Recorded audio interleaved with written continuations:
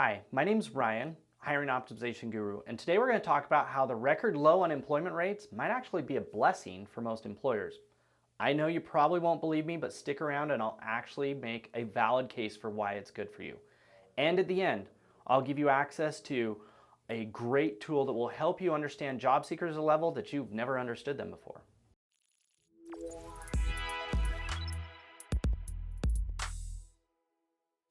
All right, now I know it might be hard to believe that I'm saying that low unemployment is actually a blessing for you as an employer, but let me make my case for it. All over the news you hear report after report that we have the lowest unemployment rates we've had in a long, long time. And the result of that is it's making it hard for employers to find people to hire. It's hard to find qualified applicants who want to apply. It's hard to actually get them to take the job, etc. And everyone you talk to agrees with the news reports. They've heard the same news. They feel the same struggle. HR professionals feel it. Business owners feel it. Everybody agrees. But what if they're all wrong? What if it's just a big echo chamber of them talking to each other and nobody's actually checked the facts or maybe looked for a different reason for why they're struggling to find qualified applicants for their jobs? There's a saying that is correlation doesn't equal causation. Correlation is when two things are happening at the same time. Causation is when one of them is causing the other. Now the going concept here is that because unemployment is low, and because employers are having a hard time getting applicants, that unemployment is causing that struggle. But what if it simply is just correlation? It just happens to happen at the same time. Here's how I got to my opinion on it. Let's talk about unemployment rates. Unemployment rate is how many people are out of work and actively looking for a job. But here's the deal, most employers I talk to don't like hiring people who are out of work. They actually actively screen unemployed people out of the process without even interviewing them. Somehow you're tainted if you're unemployed.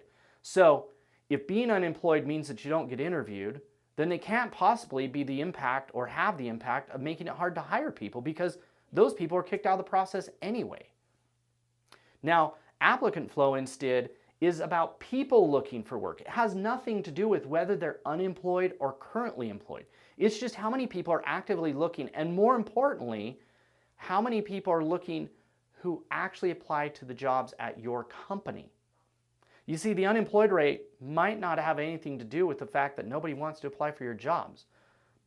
Unemployment, I believe, actually emboldens job seekers. It makes currently employed people be willing to take the risk to go out and look for a new opportunity. They seize on that news. In the same way that employers feel sad, employees feel excited. They seize on that and say, hey, this is a great opportunity. I can go out and look for a better job because all these employers, they're hard up for workers. Maybe I can move up. Maybe I can find a job the next step up. Maybe it's time, step and level. Both of those are going to go up, right? Maybe it's time for me to look for a new opportunity in a different industry where before that might have been closed off. But because these employers are hard up for job seekers, maybe they'll be willing to look at me. And my risk of being fired or being found out is lower because, again, unemployment's super low. My employer can't bear the risk of letting me leave. All right, so if you want to solve this problem, if you want to take advantage of these emboldened job seekers, it's really simple. There's 4 steps. Number 1, you got to identify your target market. Segment it down to this very specific group of people. People who are currently employed, who are looking to leave their current employment for a better opportunity, either moving up a level, moving out into a different industry, or just looking for a better place to work. Number 2, you got to get to understand them. Spend some time to understand what are their goals, what are their ambitions, what are their pains where they're at now, and what are their challenges. Deeply understand what it is that's going to drive them to want to leave where they're at and come to work for you. Using that information, we go to number 3, which is change your ad. Drop that job description and write an ad that will speak to people who are looking for a new opportunity, who are currently employed and looking to leave there. Trust me, it is the biggest impact you can have. Change your ad. Your job description does not speak to these people. It does not tell them the benefits of coming to work for you. It does not motivate them to apply. And finally, reduce the friction of them applying for a job. These people have a job right now. They're not needy, they're not hard up, they're not out of money, they're not poor and destitute. They have a job that currently pays them. They're probably one of the top performers there.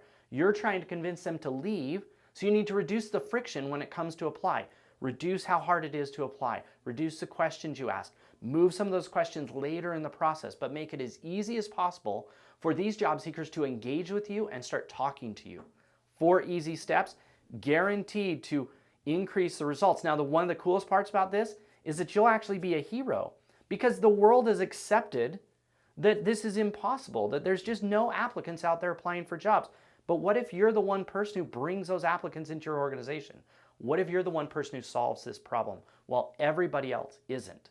It'll make you look like a hero, and it'll be a competitive advantage for your organization.